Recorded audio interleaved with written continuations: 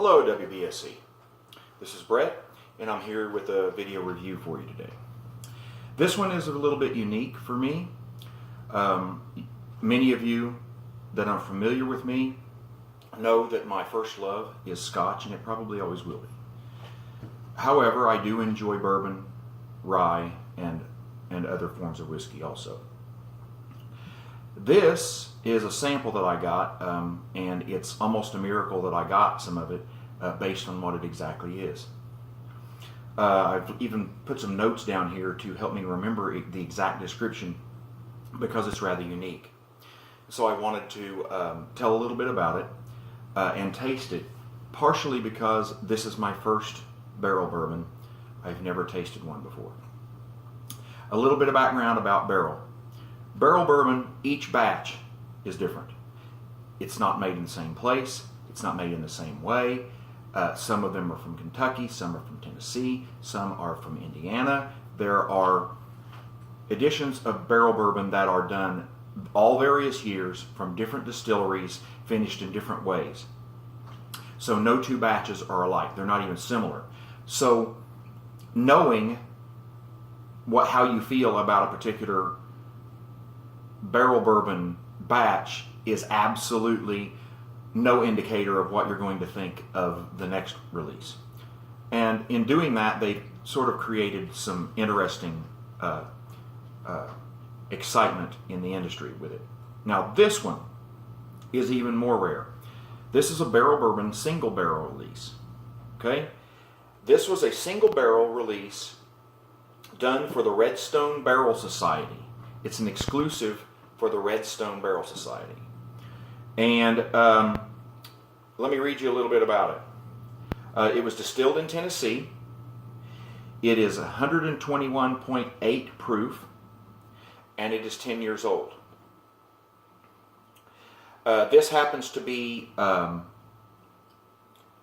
9E55, and it is bottle number 4 from that barrel.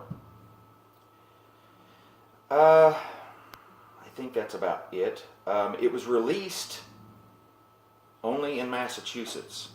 So how I got it here in the middle of America is a little bit even beyond what I know, because it was given to me in Oklahoma.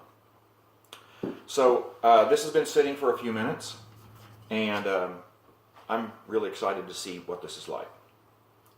You can see first of all that it is a very deep color. It's darker even than an amber.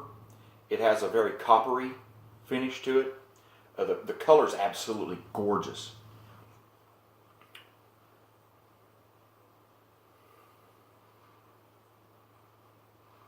From the nose, I would never guess this is 121.9 proof. There's just no way that I would guess that. Loads and loads of honey and vanilla with an undertone of old oak. I'm rather impressed with the barrel scent, because it doesn't taste new. It's not heavily charred, it doesn't seem like, but it's just rich. There's some dark stone fruits, cherries,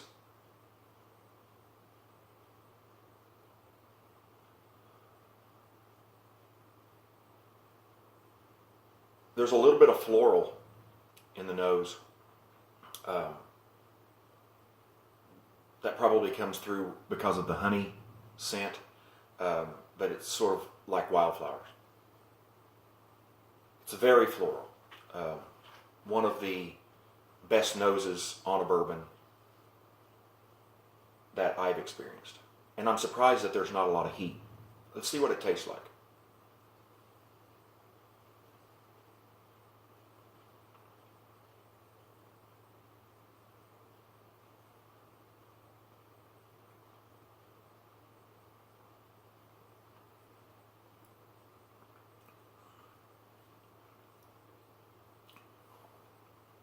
It's silky on the tongue. Butterscotch like crazy. The vanilla. There's a baking spice, lots of cinnamon. The spice comes in later. The initial is this silky butterscotch and honey. And you don't really get any burn until the finish. This is, for almost 122 proof, extremely smooth.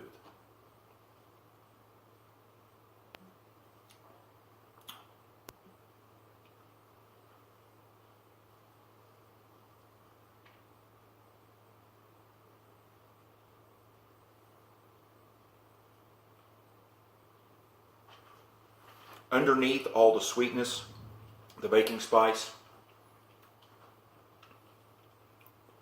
there's a hint of a licorice note.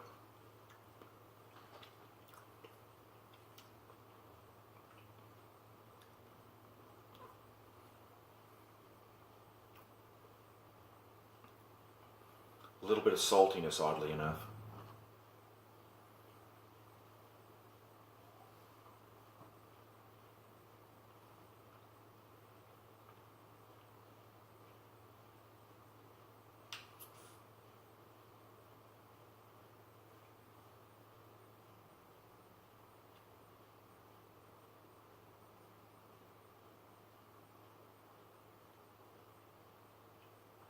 The cherry comes out in the palate. This is rich. It's an extremely rich bourbon.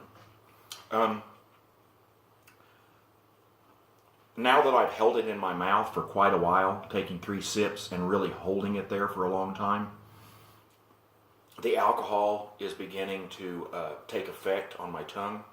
I'm getting a numbing effect on the tip and the center of my tongue.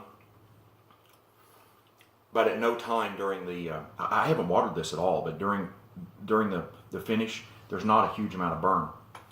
I'm going to add just a little water to this.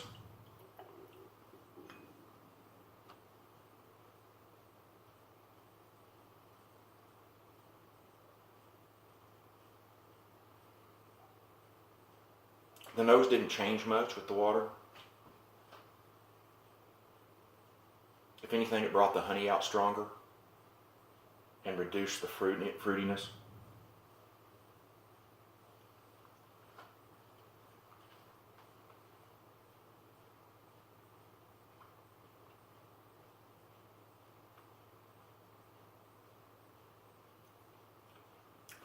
The addition of the water brought out more wood.